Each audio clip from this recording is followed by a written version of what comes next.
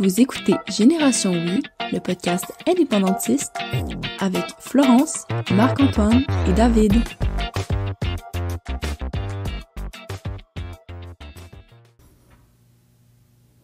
Bonjour tout le monde, donc ici Marc-Antoine Lemay, animateur de Génération Oui, et cette semaine, on se retrouve pour un deuxième épisode du mois, donc on a eu Jules Duceppe avec David ce mois-ci, puis maintenant on a une autre invitée très spéciale, mais avant de vous la présenter, j'aimerais remercier notre partenaire publicitaire, donc M. Mario Beaulieu, député de la Pointe-de-l'Île pour le Bloc québécois. Si vous voulez le suivre, ce député donc, qui a été chef également du Bloc québécois, vous pouvez le suivre via ses médias sociaux, tout simplement. Il est très présent sur Facebook, Instagram, Twitter notamment. Donc, on le remercie une fois de plus, ce fier député indépendantiste. Donc voilà, avant toute chose, une dernière petite chose, en fait, avant de commencer, on vous invite à vous abonner à nos différentes plateformes, à aimer, commenter et partager nos épisodes. Notre nombre d'abonnés augmente vraiment sur toutes nos plateformes. En ce moment, ça l'explose. Donc, on approche des 500 abonnés sur YouTube. Puis, on voit vraiment que ça fait vraiment une différence au niveau des visionnements. Donc, là, je parle de YouTube, mais c'est aussi vrai sur Spotify et Apple Podcasts. Donc, abonnez-vous, ça va nous aider, ça va nous permettre, en fait, d'élargir notre auditoire, puis surtout de faire passer notre message dans un plus grand public.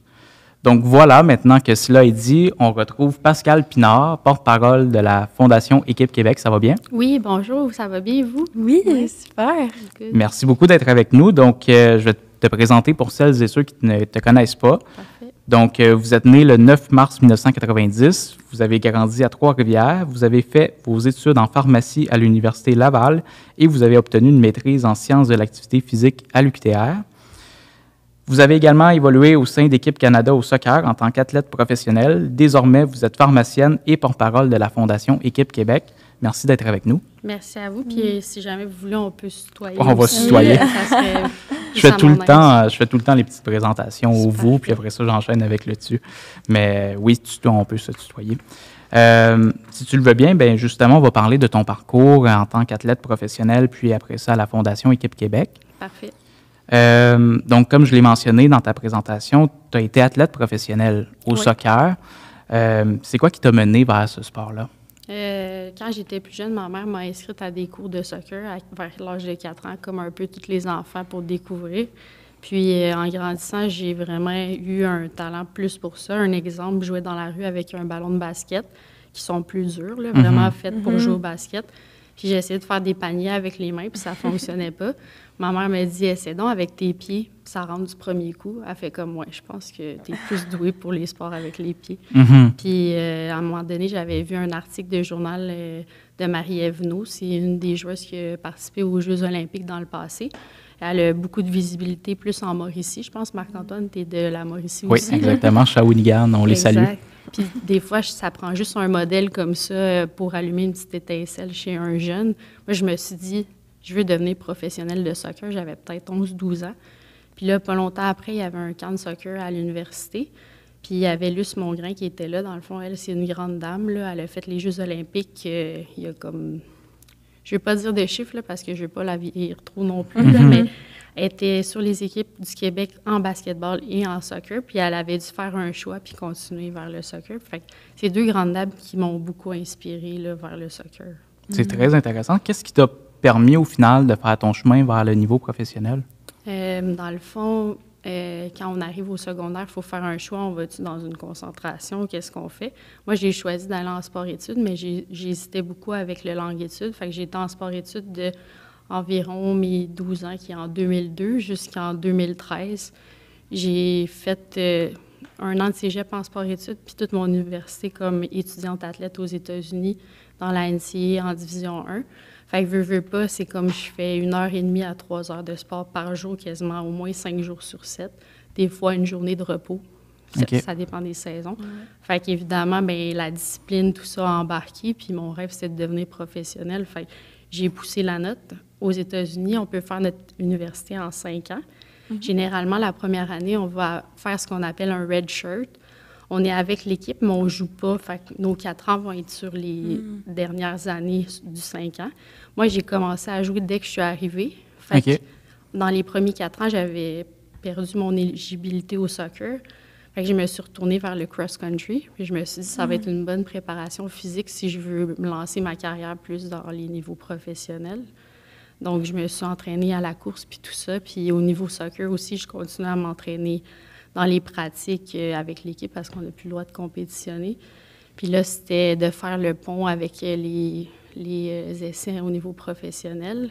J'ai été recrutée à Denver, au Colorado, dans une équipe semi-professionnelle dans la Ligue de l'Ouest. La Ligue est un petit peu plus forte parce qu'à l'époque, il y avait aussi une Ligue semi-pro au Québec. C'était 2-3 mois durant l'été, la Ligue, pour permettre aux joueurs, justement, qui vont à l'université de pouvoir être dans cette Ligue-là. Puis de cette façon-là, il y avait des coachs là-bas puis des joueuses qui avaient des contacts un peu partout en Europe ou aux États-Unis. Puis il y avait une fille qui allait jouer en Suède. Elle m'a dit, il nous manque un défenseur. Fait que je suis venue avec elle. Puis entre-temps, avant d'aller là-bas, j'avais aussi des essais pro en France à faire. Fait que j'étais allée là-bas, mais là-bas, ils prennent surtout des athlètes de l'extérieur. Exemple, maintenant, moi, je suis canadienne. Eux, c'est la France. Fait que toutes les joueuses européennes, ils comptent pas pour des joueuses de l'extérieur. Mais quand tu viens de l'Amérique, tu viens pour une joueuse de l'extérieur. Puis souvent, ça va être plus des attaquantes. Moi, mon poste, à la base, c'est plus défensif. Fait que je me suis dit, je vais m'entraîner comme une attaquante pour avoir des chances. Puis, tu sais, j'avais atteint un bon niveau, mais mon instinct comme joueuse, c'est plus défenseur. Je pense que j'aurais eu de meilleures chances de faire l'équipe comme défenseur. Fait que là, après, j'ai été en Suède par la suite, puis j'ai poursuivi comme au niveau professionnel en Division 2, puis c'était une belle expérience. Donc, au final, c'est beaucoup d'entraînement, beaucoup de travail, beaucoup de persévérance. Beaucoup de rigueur. Il faut vraiment donner beaucoup d'heures. Là, on dit 10 000 heures de pratique pour atteindre un niveau professionnel dans n'importe quel domaine, que ce soit la musique, le sport. Fait que c'est beaucoup d'investissement. Toi, Florence, as-tu eu la chance, justement? Tu parlais que tu as eu la chance de choisir un programme de sport-études. Ça, c'est pas dans toutes les écoles secondaires qui ont eu toi. Ben oui, moi aussi, je suis allée à Demortime, puis il y avait ce choix-là. Ah, moi, je suis allée comme programme qui appelle comme PEI, là. Fait que, tu sais, j'ai pas pris le sport-études parce que je me disais, j'ai pas un sport, tu sais, parce que c'est le même sport pendant 5 ans que tu fais. Oui, c'est sûr. Je me disais, si j'ai pas un sport, je vais pas être dans un sport que je suis pas certaine, tu sais. Mais ouais, je pense qu'au Québec, c'est quand même commun. Ils donnent, tu sais, le choix le plus possible parce qu'on réalise que, tu sais, passer toute la journée dans une classe, c'est quand même, tu sais, je veux dire, c'est pas évident pour tout le monde. Non, c'est ça. Fait qu'il y a de plus en plus de programmes, là, je pense. Là.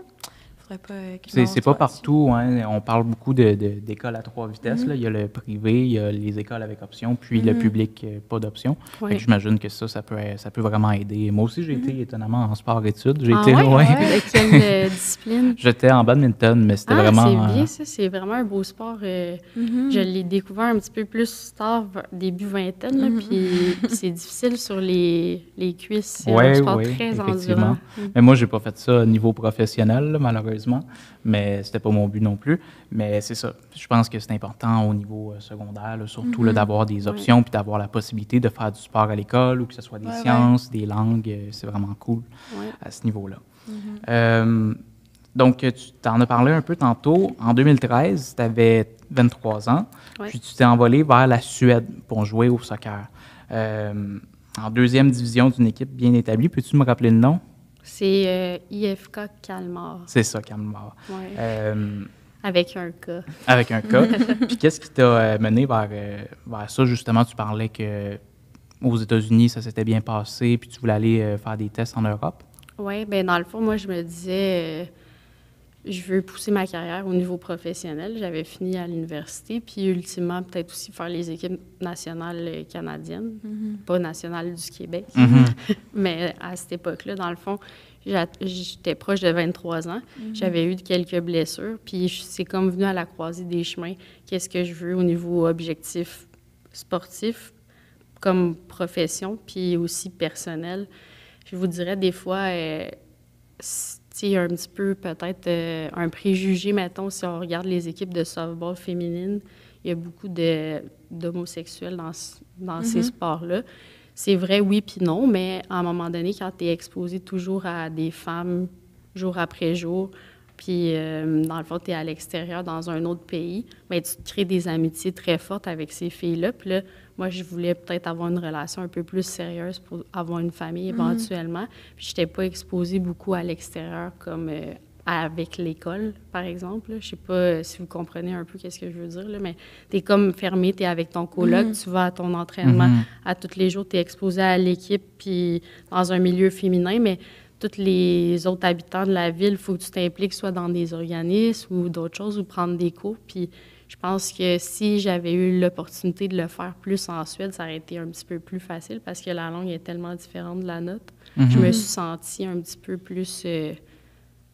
comment on dirait ça, pas exclue de la société, mais tu sais, un petit peu, là. En marge de la société. Puis, vers la fin, je commençais à m'impliquer plus. J'ai trouvé un groupe de personnes âgées qui faisaient du tricot. Fait que j'allais tricoter avec eux, mais ça a été tellement une belle expérience parce que c'est eux qui m'ont le plus appris de la culture suédoise. Puis les joueuses de l'équipe aussi, là, sont vraiment un peuple super accueillant, mais d'apprendre la langue, là, c'est vraiment important quand tu vas dans un autre pays. C'est la base, je pense. Puis si c'était à refaire, je ferais des cours de suédois direct en arrivant là, pour pouvoir ouvrir plus mes horizons.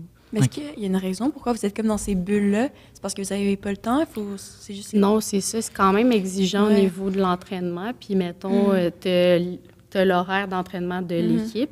Mais comme athlète, tu veux arriver à l'entraînement à ton 100% pour montrer à l'entraîneur. Fait que des fois, tu vas faire des entraînements sur le site sur ton propre temps, dans le fond, là, que ça soit physique ou au niveau du ballon. Là. Moi, mettons, j'étais connue pour aller toute seule au terrain avec un sac de ballon, pratiquer des frappes de loin, pratiquer des situations de match X, Y, Z, que, tu sais, on voit pas quand on voit un match, là, mais c'est beaucoup d'heures d'entraînement. Fait que c'est ça un petit peu qui est difficile des fois avec le niveau professionnel. Dans le fond, c'est ton travail. Fait que ton corps, c'est comme ton outil de travail.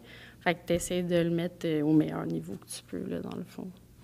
Fait que c'est ça l'amenait un choix. Moi, je voulais des enfants. Fait que je voulais continuer dans ce milieu-là où c'était plus difficile d'avoir une relation peut-être un petit peu plus stable. Pour moi, la réponse, c'était de revenir au Québec. Il y en a d'autres qui poursuivent puis qui continuent. Puis je leur lève mon chapeau. Là. Ils sont vraiment excellents là-dessus. Tu parlais d'apprendre la langue, justement. Es-tu parvenu finalement à apprendre le suédois? Ou... Je peux te dire quelques mots. Je m'en rappelle encore un peu, mais un exemple, le coach, il explique un exercice. Mais je l'apprenais en regardant l'exercice, pas en comprenant exactement ce qu'il disait. Mais... Tout se passait en suédois c'est dans la langue nationale, finalement. Mettons, comment ça va, c'est Hurmardu, quelque chose comme ça. Puis là, j'ai pas le petit jeu de gorge qui va avec. Ah, bien, c'est bien ça, c'est bien. Puis je pense qu'effectivement, c'est bien de justement apprendre la langue nationale. On le voit, puis on pourra y revenir. Au sein d'équipe Canada, ça fait controverse. Souvent, les joueurs vont être obligés de parler en anglais. Ils ne peuvent pas parler en français. On pourra y revenir, mais... Puis toi, tu parlais justement que tu voulais faire équipe Canada plus jeune. Est-ce que tu t'es déjà questionné à ce moment-là, comme... si tu voulais faire une équipe nationale du Québec, est-ce que tu avais déjà une fibre nationaliste ou ça s'est développé plus tard? Pour la question plus d'identité, c'est sûr qu'à la base, je pense j'avais une forte appartenance pour le Québec. Mais en plus, le fait d'aller à l'extérieur puis de compétitionner dans un sport de haut niveau, on dirait que ça t'expose à certaines différences entre les différentes provinces, exemple, les différents pays. Par exemple, aux États-Unis, moi, je suis allée en Alabama, c'est près de la Floride. Là. La Floride, c'est comme une péninsule. Puis c'est juste proche du golfe du Mexique. Si je demandais à quelqu'un c'est où le Québec puis quelle langue ça parle, il ne savait pas que dans le Canada, il y a une province qui parle en français. Bien, c'est le pays d'en dessous, c'est sûr. C'est pas un État limitrophe du Québec, mais quand même, là, sont aux États-Unis, c'est notre voisin du Sud. Fait que ça m'a vraiment un peu marqué, ce genre d'expérience-là. Puis quand je suis allée en Suède aussi, mon surnom, c'était souvent Frenchie, parce qu'ils pensaient, parce que je parle français, que je viens de la France. Fait ça m'a comme un petit peu ramené à l'idée qu'on est chanceux au Québec, on est un peuple social-démocrate. Les soins de santé comparés aux États-Unis aussi, c'est un monde. Là. L'accès aux soins, c'est tellement important pour moi. D'ailleurs, c'est pour ça que je vous disais, il y avait 3 choses. Là. Un objectif sportif, personnel puis professionnel. Professionnel, bien, les soins de santé, c'est quelque chose qui me rejoint beaucoup. Puis je veux que tout le monde, peu importe le niveau de classe sociale que tu es, que tu aies des soins de qualité. Puis au Québec, on est un pays, si vous voulez, ou une nation, où l'accès aux soins est bien, puis je voudrais qu'on conserve ça aussi. Parce que justement, tu es pharmacienne. Oui, c'est ça. C'est une des raisons que je voulais aller dans le domaine de la santé, là, dans le fond. Bien, c'est vraiment une très bonne raison. Il y en a beaucoup qui vont justement, des fois par vocation, mais des fois peut-être plus... Les infirmières aussi, c'est vraiment une vocation là, de ce qu'on entend.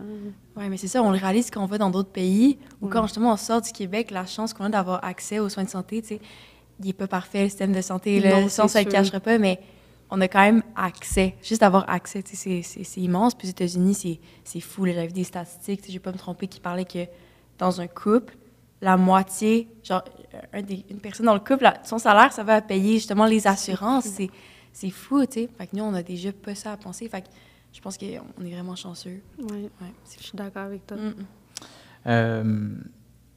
Sinon, au niveau de ton parcours, c'est quoi dont tu es le plus fier? Est-ce que tu as un exploit?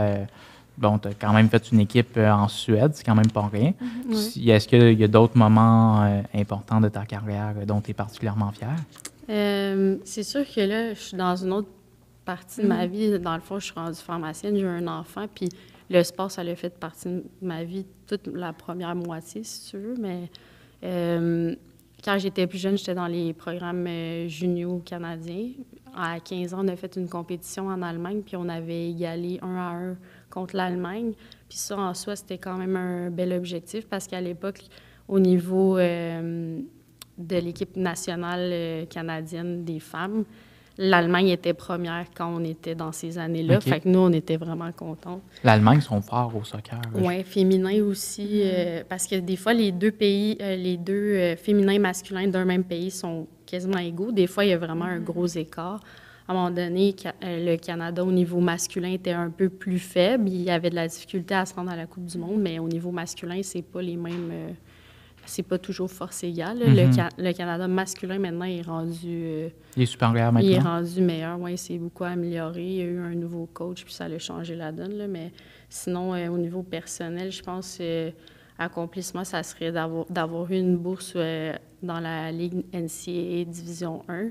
Ça, c'est un bel accomplissement. Ma dernière année, j'ai été nommée capitaine, puis un peu à cause de ce que je vous disais, c'est l'éthique de travail. Je sais pas... C'était pas ma langue première là-bas, mais tu sais, en anglais, on dit « dedication ». Mon implication, peut-être, ma résilience, c'était ça comme le modèle pour les autres joueuses aussi. Fait que ça l'amenait une certaine éthique de travail dans l'équipe. Je pense que ça, c'est des moments que je suis fière. Là, pour situer les gens, la NCAA, c'est quoi exactement? Dans le fond, c'est une ligue universitaire. Il y a 3 divisions. La première division, tu n'as pas le droit d'avoir été un joueur dans une ligue professionnelle, puis après venir faire tes études pour avoir une bourse. Fait que souvent, il va y avoir beaucoup dans les joueurs de basketball, football, qui vont jouer dans ces ligues-là, puis un 2 % environ, là, ça peut avoir changé, mais dans le temps, mettons, les joueurs de football, un 2 % devenaient professionnels par la suite. Fait que c'est quand même une ligue très forte, là. Il y a différentes divisions parce que les États-Unis, c'est vraiment grand. Puis c'est que les athlètes sont traités comme des athlètes professionnels parce qu'il y a vraiment beaucoup de commanditaires.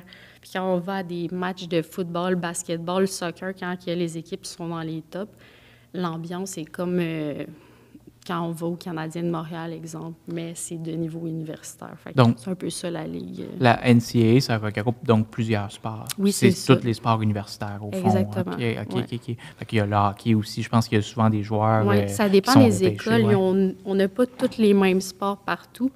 C'est pour ça aussi qu'il y a des conférences. Quand tu es dans cette conférence-là, il faut que tu aies tous les mêmes sports pour compétitionner entre les écoles. Par exemple, il y a la crosse dans certaines écoles, mais il ne l'a pas partout aux États-Unis. Ouais, c'est ça. Puis toi, tu as été dans la division 1? Dans la division 1, dans Conference USA. Des fois, ils remodèlent les conférences. Fait que je pense qu'elle n'existe plus ou elle a été changée. À l'époque, notre conférence était tellement grande qu'à chaque fin de semaine, on prenait l'avion pour se déplacer quand on était à l'extérieur.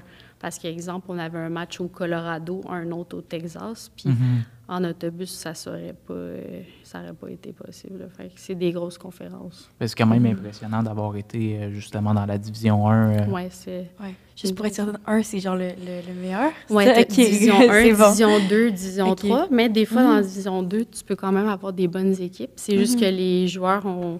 Ça, au niveau technique, je pas certaine à 100%, mais il y a des joueurs qui ont déjà joué pro, mettons, au Brésil, puis là, ils s'en viennent, puis ils rentrent. Là. Le tennis aussi, c'est très fort dans la NCAA aux États-Unis.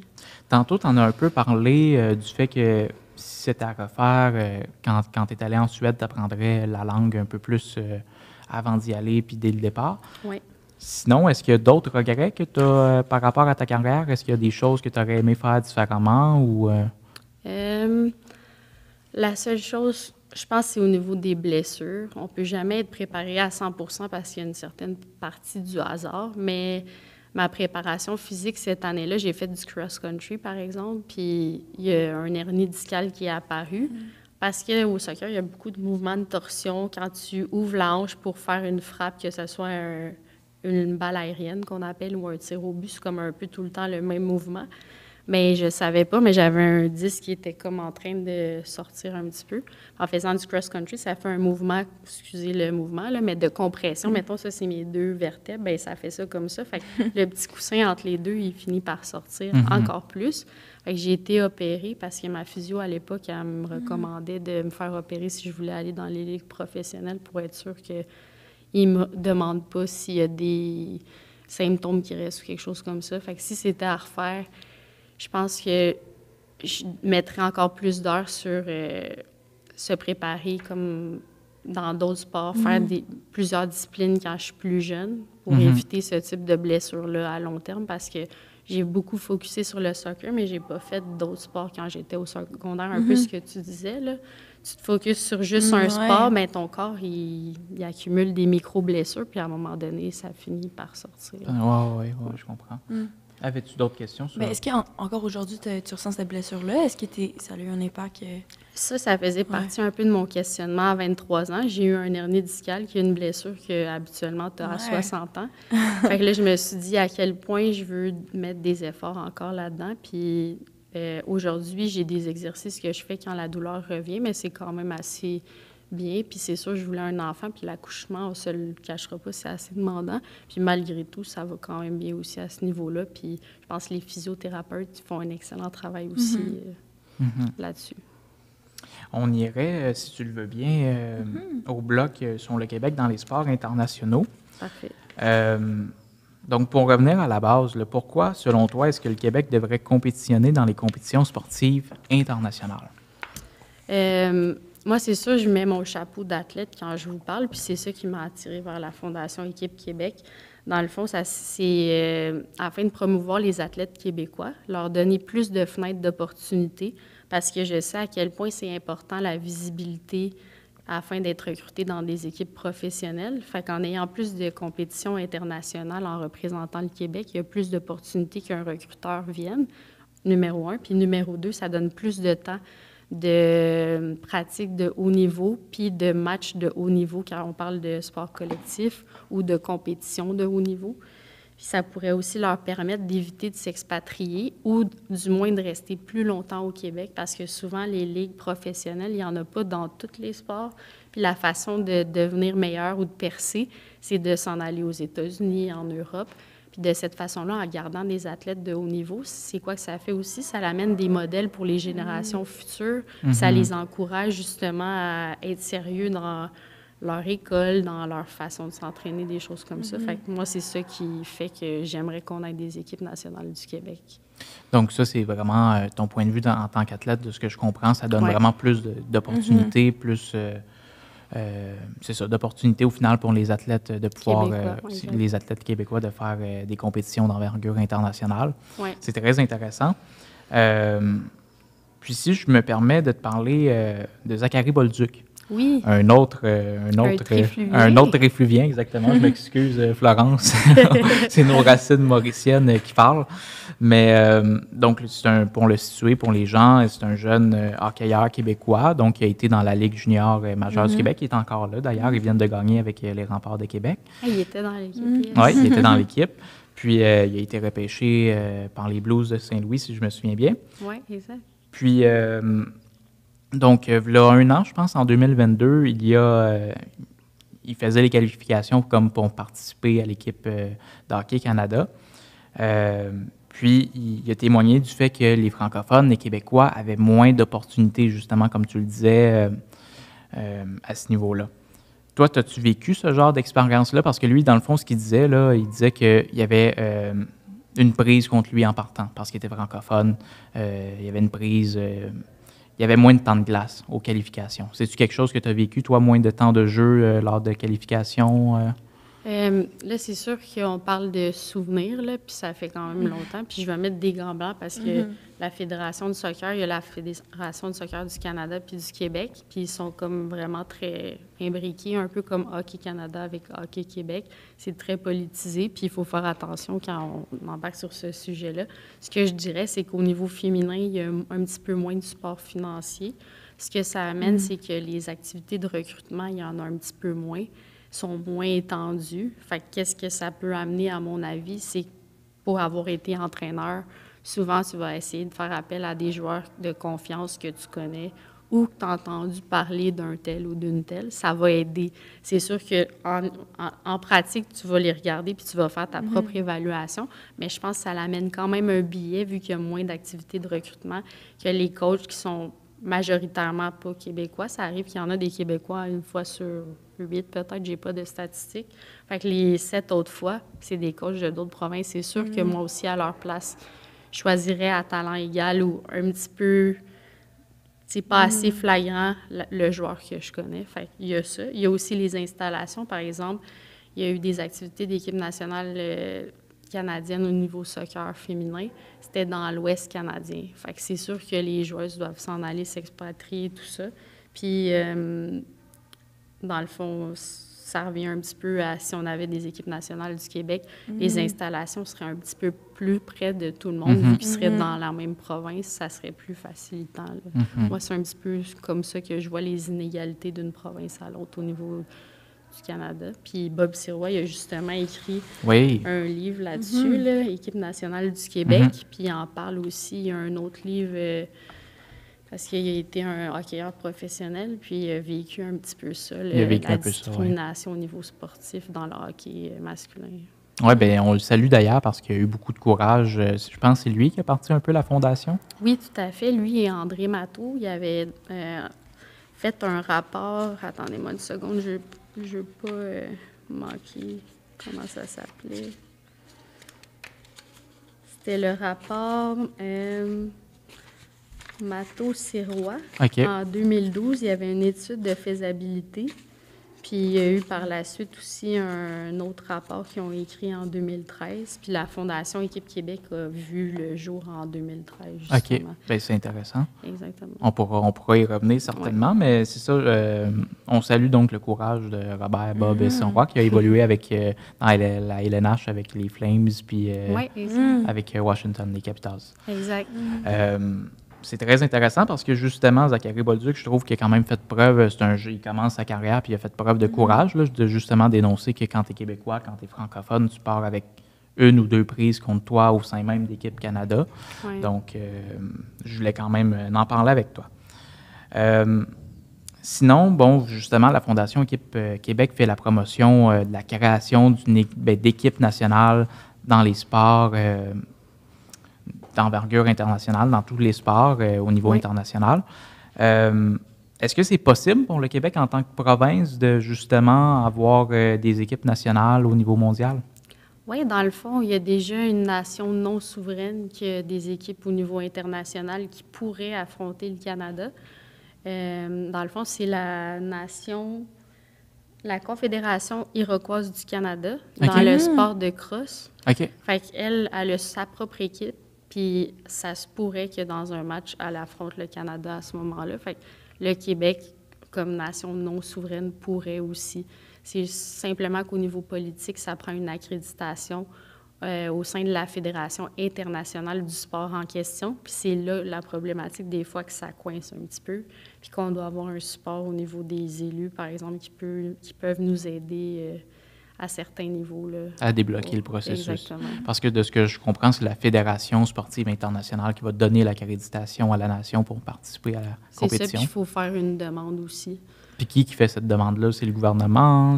Ça peut fonctionner de différentes façons, là. Je ne sais pas si vous voulez qu'on embarque sur ce sujet-là maintenant, mais dans le fond, il y a déjà des sports qui ont une accréditation.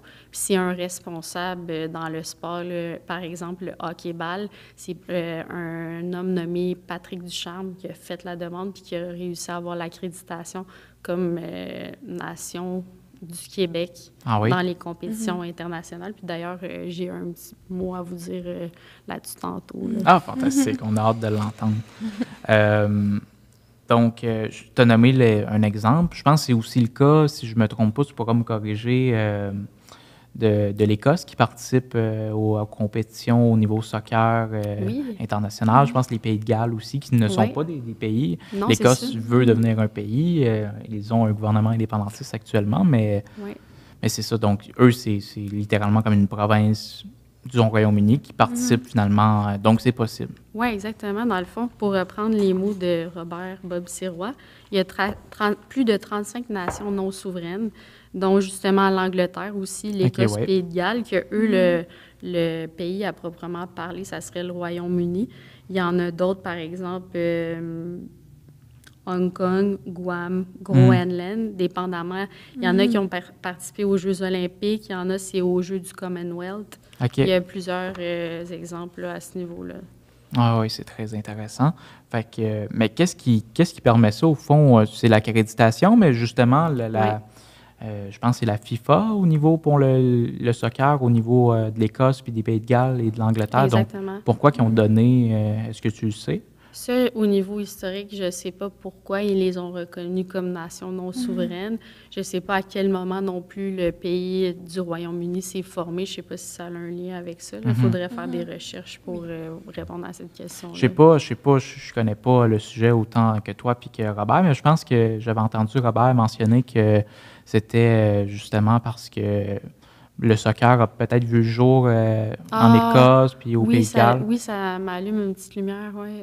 Vu qu'ils étaient des pays fondateurs à l'époque, mais il y avait comme un droit acquis ou quelque chose comme ça, là. Ça fait du sens. Qu'est-ce que fait qu'on pourrait imaginer un peu la même chose peut-être pour le hockey. C'est vrai, ça serait bien. Souhaitons-le. On va le souhaiter très fort. Puis, selon toi, là, si un jour ça finit par fonctionner puis qu'on atteint les compétitions sportives internationales et que le Québec a ses équipes nationales dans tous les sports, est-ce que tu penses qu'il y a des sports qu'on pourrait atteindre le podium, justement? Est-ce qu'il y a des sports qu'on serait plus compétitifs, selon toi? Oui, tout à fait. Mais il y en a plusieurs, dépendamment si on parle de sport d'été ou sport d'hiver. On a des Québécois qui percent un peu dans tous les domaines. Je pense au sport d'hiver, il y a le ski acrobatique, il y a la planche à neige, le hockey, il y en a vraiment plusieurs. Puis au niveau des sports d'été, il y a canot-kayak, on a eu une fille de Shawinigan. Il y a le vélo de montagne, il y a un gars qui s'appelle Léandre Bouchard, il est comme dans la vingtaine qui pourrait percer aussi. Dans les sports d'hiver, j'avais oublié le patin de vitesse, patin artistique, on a quand même beaucoup d'athlètes. Au niveau d'équipes sportives, je pense qu'aussi on pourrait percer autant au soccer féminin, masculin, hockey, masculin et féminin. Parce que, qu'est-ce qu'on disait, si les centres d'entraînement sont plus rapprochés, ça va permettre d'avoir plus de facilité de faire plus d'entraînement, la chimie d'équipe va augmenter, etc. Je trouve qu'il y a plusieurs raisons que ça pourrait fonctionner au niveau des podiums aussi, là. Puis ce que tu nommes... Ah, excuse-moi. Non, mais j'allais peut-être sur une autre question, là, fait que j'ai pas... Non, vas-y. Mais est-ce que ça a changé, l'objectif? Est-ce que ça a toujours été d'équipe Québec? Est-ce que ça a toujours été vraiment de promouvoir ces équipes-là? Ou est-ce que ça a... Tu sais, je veux dire, ça commence à commencer, mais est-ce que c'était toujours le même objectif, là? Oui, bien, dans le fond, tout à fait. En 2013, il y avait eu une annonce, je pense, dans les locaux de la Société Saint-Jean-Baptiste à Montréal. Puis là, c'était faire la promotion pour faire entendre l'idée puis se faire connaître pour avoir du financement. Mais ça, dans le fond, quand on a atteint cet objectif-là, c'est vraiment d'aider le plus d'athlètes possible. Puis si on a un poids au niveau politique, ensuite, c'est d'aller chercher des accréditations, des accréditations dans divers sports pour pousser les équipes au niveau international. Puis est-ce qu'il y a des partis en ce moment qui vous appuient ou qui vous donnent comme leur support? Oui, on a eu du support monétaire de plusieurs partis. En fait, pas mal tous les partis. C'est sûr qu'en termes de nombre de dons, il y a certains partis qui sont beaucoup plus actifs que d'autres, là. En ce moment, par exemple, le commanditaire de la rencontre ce soir, on a eu beaucoup de support de sa part, puis on l'apprécie vraiment beaucoup. Là. Puis il y a des personnalités aussi. Dans le passé, François Legault avait donné. Depuis qu'il est premier ministre, là, il est un petit peu moins présent, mais peut-être qu'il est plus à l'avant-plan, fait qu'il se réserve un petit peu plus. Hélène David aussi avait donné dans le passé. Du Parti libéral du Québec. Exactement. Puis, ben j'ai même dans le livre, il y a les lettres là, de certains...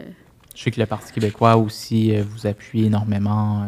Oui, c'est ça, le Parti québécois aussi, mais François Legault qui a signé la lettre du support. Fait qu'il y en a quand même beaucoup. Il y a des personnalités aussi. Je pense à Jer Alain. Oui, Jer Alain. Bric et Brac récemment. François Lachance, un ancien de Star Academy qui a porté nos couleurs. Brian Perrault aussi. De Shawinigan exact. Aussi. Il y a Denis Trudel aussi, qui quand on commençait, il s'est embarqué là-dedans aussi. Sébastien Lemire du Bloc québécois, qui est responsable des sports. Oui, le Bloc québécois est beaucoup derrière vous. Oui, il nous a même amené à Ottawa pour faire une motion pour les équipes de hockey-ball qui avaient l'accréditation. Fait que, on a beaucoup de support. Super. C'est très intéressant. Puis tantôt, justement, tu parlais, tu as nommé plusieurs noms d'athlètes quand je t'ai posé la question si on allait faire des podiums avec des équipes nationales du Québec. Puis c'est très intéressant ce que tu nommais parce qu'effectivement, quand il y a des athlètes qui font le podium, que ce soit dans les Olympiques ou dans d'autres compétitions internationales, au tennis, bien, ça nous rend fiers, évidemment, puis ça nous permet d'exister un peu dans le monde parce que présentement, le Québec, malheureusement, est une province. Nous, on a la conviction que le Québec doit devenir un pays. Mais c'est ça, je trouve ça intéressant parce que ça nous permet d'exister dans le monde, un peu comme qu'on est fiers de Céline Dion. Bien, Céline Dion nous permet d'exister en tant que Québécois dans le monde. Elle permet de faire rayonner le Québec puis de mettre le Québec sur la map un peu, si on me permet l'anglicisme. Donc, je trouve ça intéressant, justement, ce projet-là de la Fondation Équipe Québec, de vraiment mettre de l'avant que les athlètes québécois, on en a des vraiment très talentueux puis qui pourraient faire des podiums. Puis on a de quoi être fiers, puis on doit être derrière eux, puis leur donner les moyens de réussir. Puis il y a l'effet de pyramide aussi. Quand tu as une équipe nationale du Québec, c'est 100% de Québécois qui sont sur cette équipe-là. Alors qu'au niveau canadien, il y en a 2 sur 18, par exemple. Fait que le nombre d'athlètes qui vont percer va nécessairement augmenter aussi. Puis c'est notre fierté au final qui va augmenter. C'est ça, exactement. Puis, oui, mais moi, je me souviens, tu écoutes les Jeux olympiques, puis tu regardes le nom de famille, tu es comme, c'est sûr que c'est un Québécois. Là, je suis encore plus engagée, je suis comme, j'espère. Ton drapeau. Je suis comme, là, c'est un Québécois. Là. C'est comme, on a déjà cette fierté-là, juste par voir leur nom. On voit déjà dans la différence, puis après, quand on voit en ligne, OK, ouais, c'est vraiment un Québécois, là, on est encore plus fiers. Exact. Fait que, je peux pas imaginer si un jour, on pourrait avoir la chance aux Jeux olympiques ou dans n'importe quelle compétition internationale d'être comme représenté. Ça prend ça, de la représentation. Là. Je pense juste à Guy Lafleur, quand il y a eu ses funérailles, tout politicien, parti confondu, était là. Il a amené du respect de tous, cet homme-là. Imaginez un jeune de 20 ans qui a autant de charisme que lui, qui revient au pays avec une médaille d'or, comment ça soulèverait les foules. Puis il y a la question aussi que Bric et Brac ont posée, quel serait notre hymne national? Il y a tellement d'ouverture pour ça. Gilles Vigneault pourrait, de nos jours, il y a David Goudreau qui est un poète actuel, Fred Pellerin aussi, où il y a plein d'autres, Céline Dion.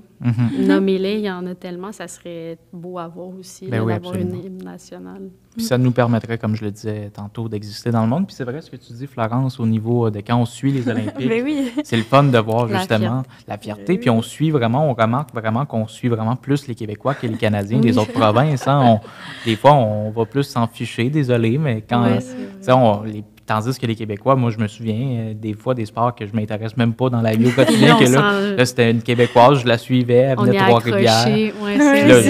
Je suivais ça, puis j'étais accroché. Puis, on apprend les règlements. Exactement, je connaissais rien à la boxe, puis à la fin de la soirée, je connaissais tout. Exact.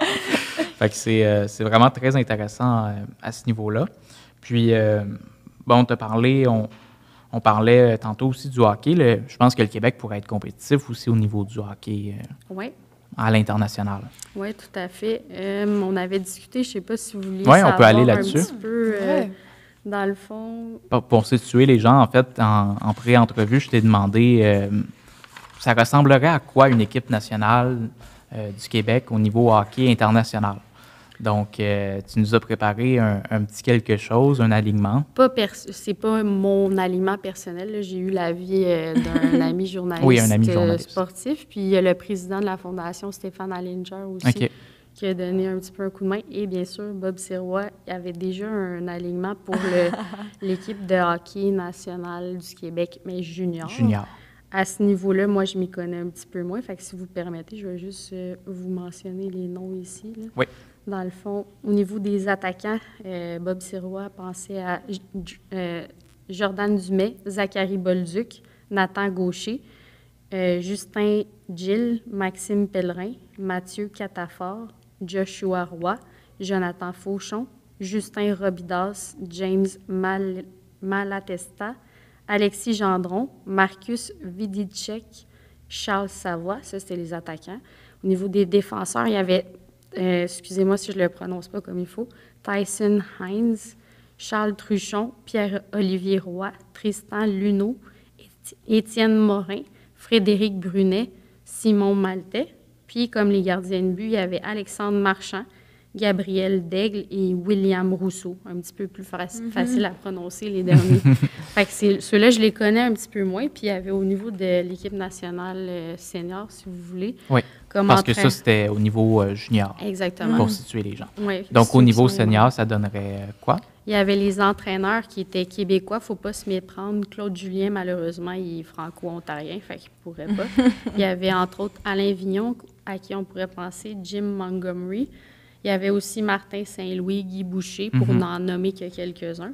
Il y a plusieurs possibilités au Oui, niveau c'est des ça, entraîneurs. On en a des très bons, d'ailleurs, au Québec. Patrick Roy aussi, Oui. qui a gagné avec les Remparts. Avec les Remparts, oui. C'est ça. Les gardiens de but, il y aurait Marc-André Fleury, Samuel Montembeault. J'en ai nommé que 2. Dans les défenseurs, il y aurait Christopher Letang, Thomas Chabot, Samuel Girard. Puis là, il y en a d'autres aussi qui viennent selon un ordre que peut-être faudrait déterminer en camp de sélection. Il y avait Michael Matheson, David Savard, Pierre-Olivier Joseph, Simon Benoît, Marc-Édouard Vlasic, Alexandre Carrier, Jérémy Lauzon. Pour les attaquants, il y en a un petit peu plus. Dans les centres, il y avait Patrice Bergeron, Philippe Dano, Jonathan Huberdeau.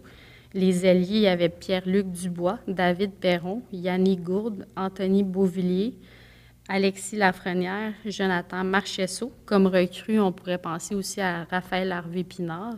Puis dans les camps de sélection encore, il y a plusieurs autres joueurs qu'on pourrait regarder en camp de sélection. Il y avait Frédéric Gaudreau, Nicolas Roy, Déric Brassard, Jonathan Drouin, Anthony Manta, William Carrier et Samuel Blais. Désolée aussi si j'en oublie, il y en avait tellement. On pourrait vraiment faire un bon camp de sélection pour voir qui ressortirait aussi, là.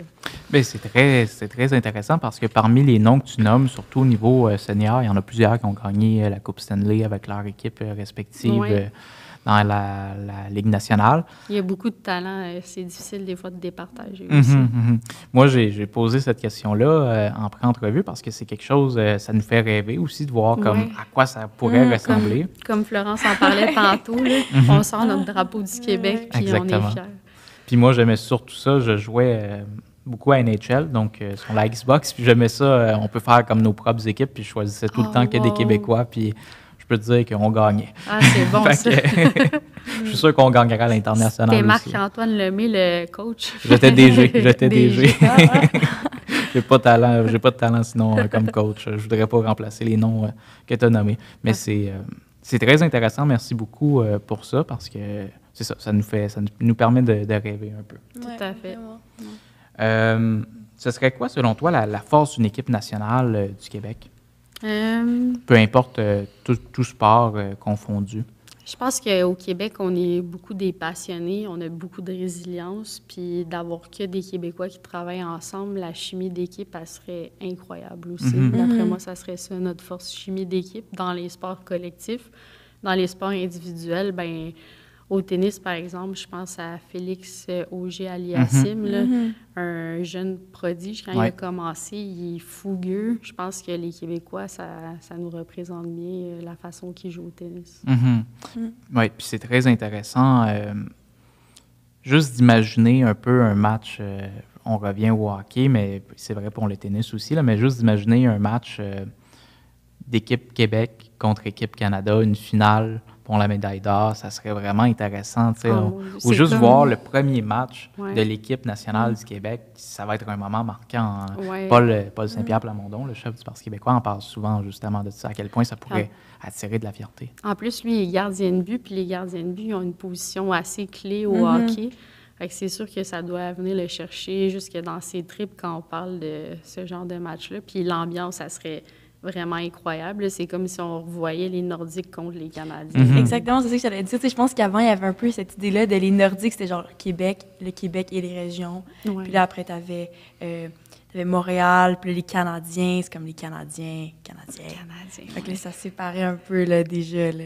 Puis à l'origine même des Canadiens, les Nordiques n'existaient pas. Là, comme au début des Canadiens de Montréal, c'était une équipe 100% francophone qui était à l'opposé d'une équipe. Il y avait une autre équipe à Montréal, les Maroons de Montréal. Pardonnez-moi mon accent anglais de Shawinigan.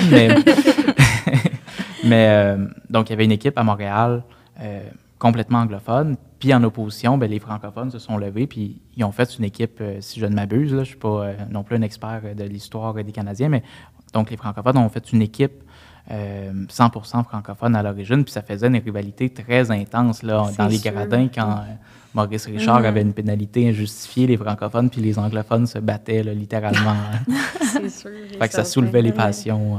Oui, Maurice Richard, c'est vraiment un emblème aussi. Lui, il en a vécu beaucoup de discrimination, puis juste par son exemple, c'est fou là, au niveau sportif. Moi, il y avait une question en pré-entrevue que vous demandiez soit les Nordiques puis le Canadien de Montréal, puis je comprends l'historique, mais mon joueur préféré au hockey, c'est sans aucun doute Maurice Richard. Fait que je choisissais les Canadiens de Montréal pour cette raison-là, mais Maurice Richard en a tellement vécu des choses comme francophone que ça l'explique aussi le choix. Oui, je comprends tout à fait. Justement, parlant de Maurice Richard, est-ce que tu as des exemples de discrimination que tu connais, qu'il a vécu? Bien, moi, c'est plus au niveau... j'ai vu des joueuses de talent. Moi, mon exemple, c'est plus au niveau soccer que j'ai vécu. Là. Même masculin et féminin, j'ai des amis ou des collègues qui sont partis dans d'autres pays, qui ont joué dans des excellents niveaux, qui n'ont jamais eu d'appel pour les camps de sélection de l'équipe nationale senior. Puis oui, ça se peut qu'il y ait des meilleurs joueurs qu'eux, puis je suis peut-être biaisée pour parler, mais il y en a quand même à la pelletée. Si on prend la peine de creuser, là, est-ce que vous me connaissiez avant de faire l'entrevue? Probablement que non. Mais imaginez combien il y en a des athlètes qui sont comme un bon niveau comme moi, mais qui n'ont jamais eu leur chance d'être appelés ou des choses comme ça. Puis il y en a qui ont un talent plus haut que moi. C'est pas par rapport à mon expérience personnelle, mais je pense que je pourrais vous en nommer une vingtaine juste dans le soccer qui ont dans mes âges. Ça veut dire peut-être 2 ou 3 ans plus vieux. Fait qu'imaginez, je suis née en 1990. De 1990 à aujourd'hui, combien d'athlètes ont vraiment leur chance de percer? Ben, on ne le saura jamais si on n'a pas d'équipe nationale du Québec. Donc, au final, l'équipe nationale du Québec, bon, ça serait bon pour la fierté nationale. Ça soulèverait les passions bien plus que d'écouter justement une équipe canadienne avec juste 2 joueurs québécois, malheureusement. Oui, ils sont super bons, les joueurs qui sont dans l'équipe du Canada, puis les 2 Québécois qu'on envoie, mais il y a tous ceux qu'on ne voit pas, qui ne sont pas mis de l'avant aussi. Donc, ça permettrait aussi d'avoir plus de Québécois qui pourraient en vivre de leur sport, de leur passion, puis qui pourraient aller dans des compétitions internationales puis vivre cette belle et grande expérience-là de représenter le Québec au niveau sportif. Puis il y a aussi la représentation. Par exemple, là, quand tu étais jeune, tu en as parlé plus tôt, mais surtout pour les femmes, j'ai l'impression que c'est souvent, là, on le voit, là, il va y avoir plus d'investissement pour les équipes d'hommes. C'est mis de l'avant. Juste par exemple, la Coupe du Monde, c'est des hommes là, qui jouent. La NH, quand on parle des Canadiens, c'est pas mal des équipes d'hommes. Fait que, moi, par exemple, je me connais pas tant dans le sport, mais quand tu me dis nomme des joueurs, ça va être des noms d'hommes qui viennent dans la tête. Fait que s'il y avait justement plus de représentation féminine, Que ce soit pour les jeunes fans, pour les jeunes filles et les jeunes fans comme moi de sport, ben là, au moins, tu sais, on pourrait se sentir peut-être plus représentés, là. Ouais. Pouvoir en parler plus. Par exemple, aux États-Unis, l'équipe féminine de soccer, ils se sont battus justement au niveau des salaires pour avoir l'équité salariale. Ouais. Puis, si je ne m'abuse, ça l'a passé. Là, c'est tout récent, je pense que c'est cette année ou l'année passée. L'équipe canadienne aussi a fait un peu la même chose. Fait il y a des inégalités aussi dans les sexes, mais on comprend peut-être au niveau des spectateurs qui ramènent plus d'argent, mais ça serait bien d'avoir un équilibre là-dessus, à mon avis. Ben oui, tout à fait. Là, je suis vraiment d'accord. Là, ouais. On est d'accord. On vous appuie. Puis si on passe au bloc sur la Fondation Équipe Québec, tantôt on en a parlé un peu brièvement dans une question. C'est quoi l'origine au final de la Fondation Équipe Québec? Tu nous as parlé d'un rapport que Robert Bob-Roy a fait. Oui. Veux-tu nous en parler un peu plus? Oui, dans le fond, eux, c'était avec le Parti québécois, il y avait un rapport Sirois-Mato pour l'étude de faisabilité d'équipe nationale du Québec. Puis là, par la suite, ils se sont rendus compte que oui, c'était faisable. Puis ils ont voulu fonder la fondation. Malheureusement, je pense maintenant, on n'est pas accrédité à aucun parti politique. Là. On accepte tout le monde dans notre équipe, si vous voulez, si vous le voyez de la même façon que nous. Mais dans le fond, pour en revenir à ce que tu demandais, l'objectif, c'est vraiment de supporter financièrement les athlètes qui vont dans des compétitions internationales puis qui peuvent représenter le Québec. Fait que si la Fédération canadienne elle oblige les athlètes à ne pas montrer les couleurs du Québec, malheureusement, eux, on ne peut pas les aider. Fait qu'il y a plusieurs sports, c'est sûr qu'il n'y en a pas une centaine, mais il y en a quand même quelques-uns qui ont une accréditation avec les fédérations internationales. Le sport de ballon mur, ça, c'est un sport que je connaissais pas tant. Ça fait 3 ans qu'ils ont l'accréditation. Puis eux, ils participent déjà à des compétitions internationales. Il y en a une qui a eu lieu à la fin mars à Valence, en Espagne. Il y a le sport de hockey-ball qu'on parlait tantôt, qui viennent d'avoir l'accréditation. Puis eux, dans le fond, ils vont avoir une compétition.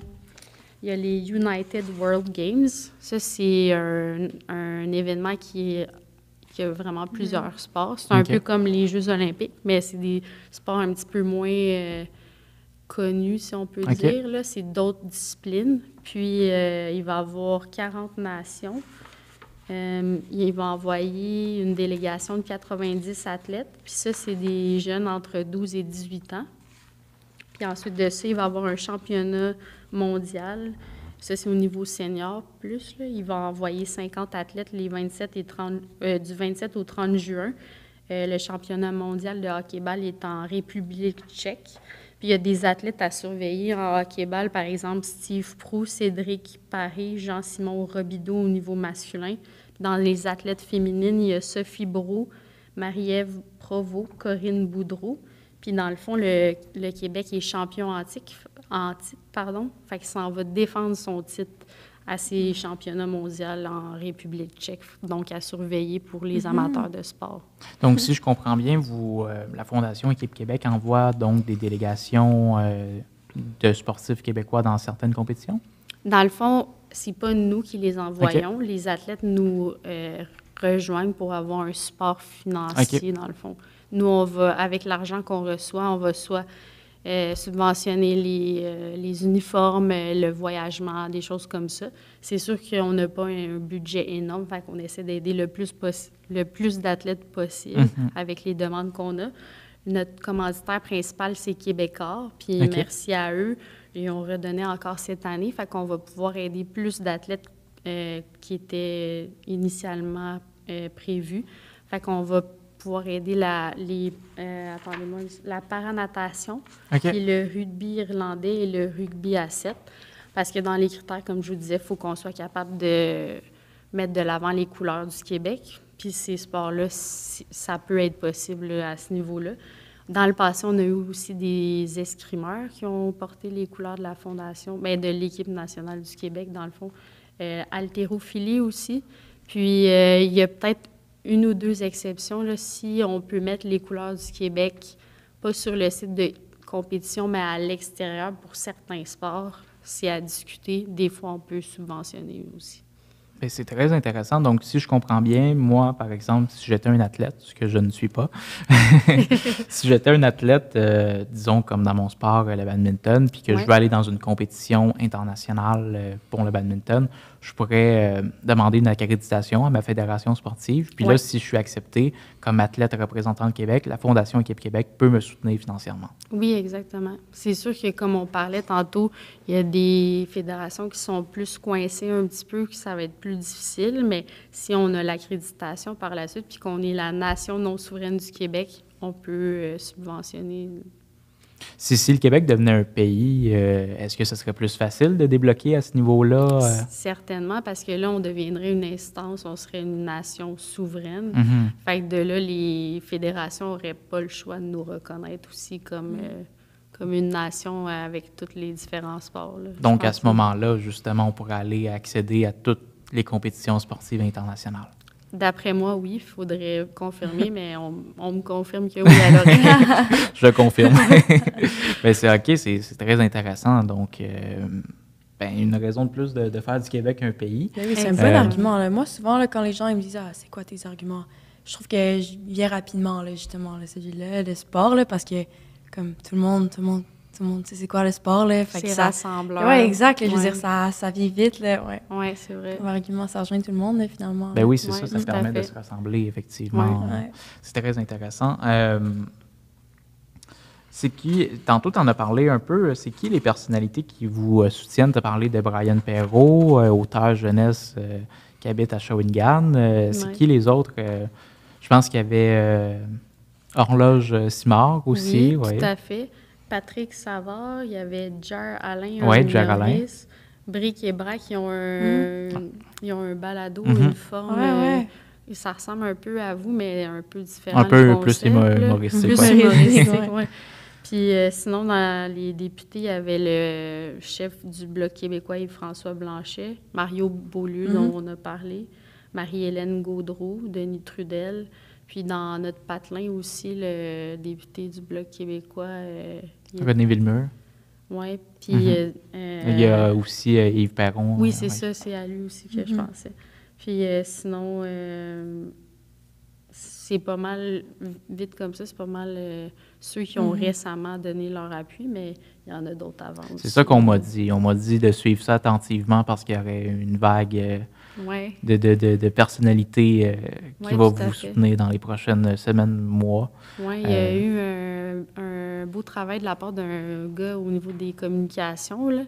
Il tient à rester anonyme, mais depuis qu'il est arrivé, il a contacté plusieurs personnalités connues. Il n'a pas vendu, mais il a discuté de nos idées comme fondation. Puis là, ça commence à percer un petit peu plus. On sent qu'il y a une petite vague qui est partie. Là. Ça fait du bien aussi. Ben oui, c'est le fun de voir ces personnalités-là qui font preuve de courage, parce que des fois, d'afficher ses convictions, c'est pas nécessairement une cause politique, mais quand même un peu par la bande, le sport, ça demeure politique. Puis ça dépend de nos milieux aussi, au travail ou des choses comme ça. Des fois, il peut y avoir des représailles s'il n'y a pas les mêmes les mêmes convictions. Là, c'est ça, fait que c'est tout à fait, ça demande beaucoup de courage de s'afficher comme ça. Absolument, absolument. C'est très intéressant. J'ai hâte de voir justement les prochaines personnalités publiques qui vont s'afficher avec vous. Oui.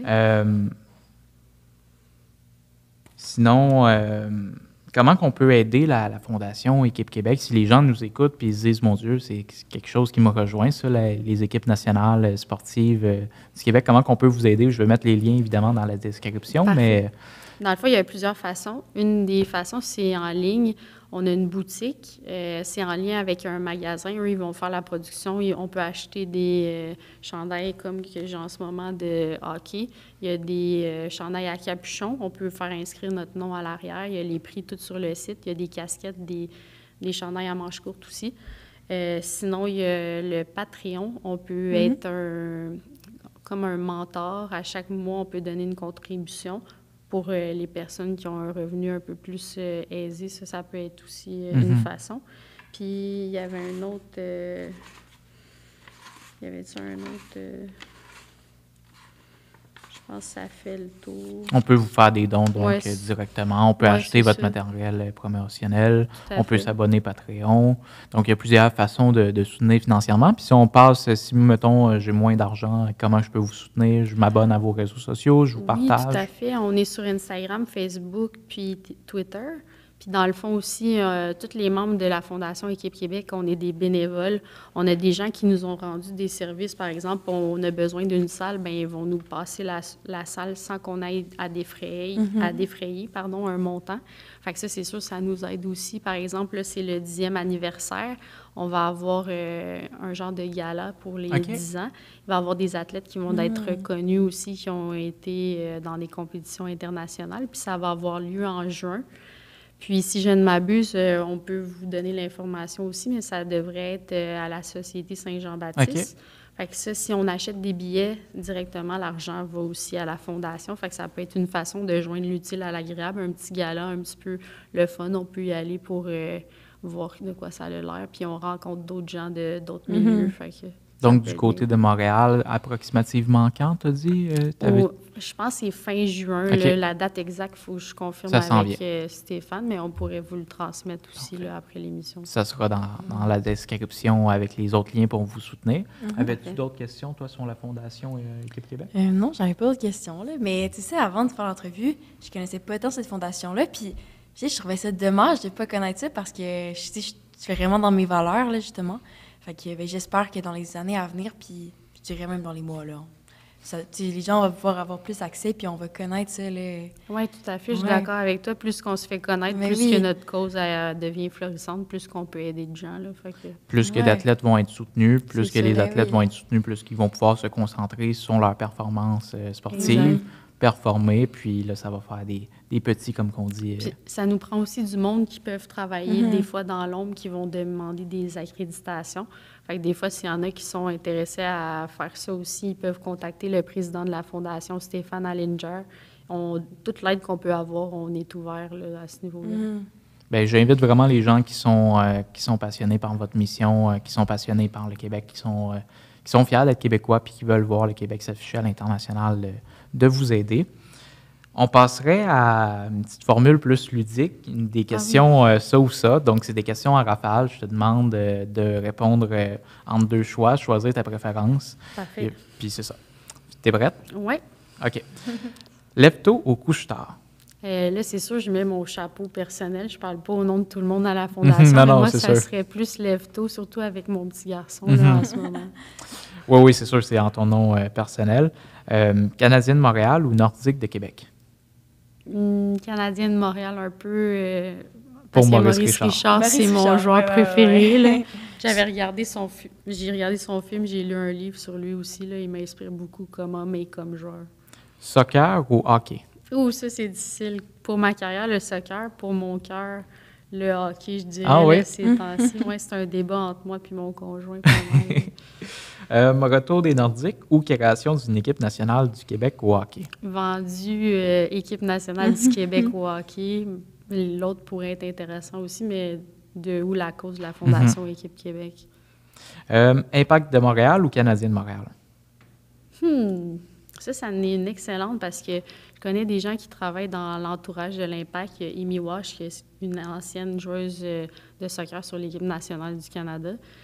Patrice Bernier. Il y a aussi Vandril Lefebvre.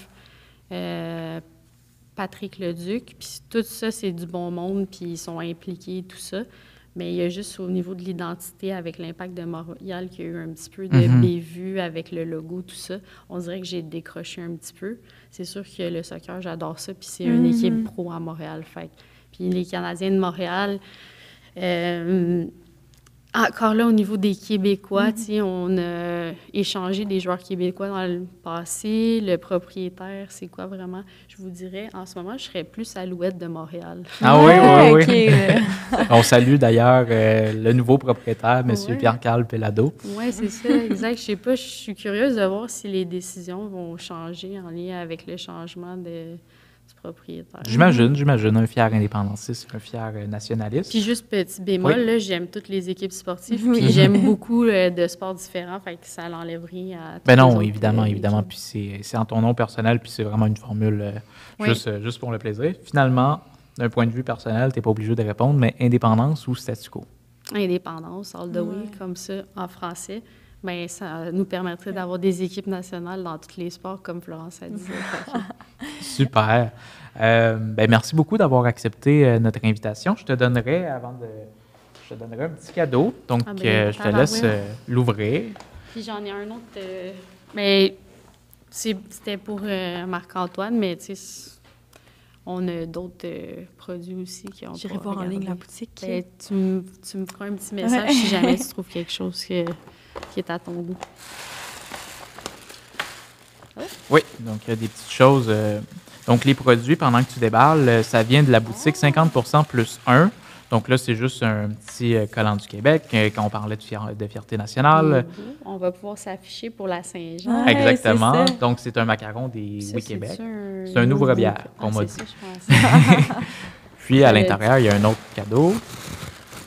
C'est vraiment gentil.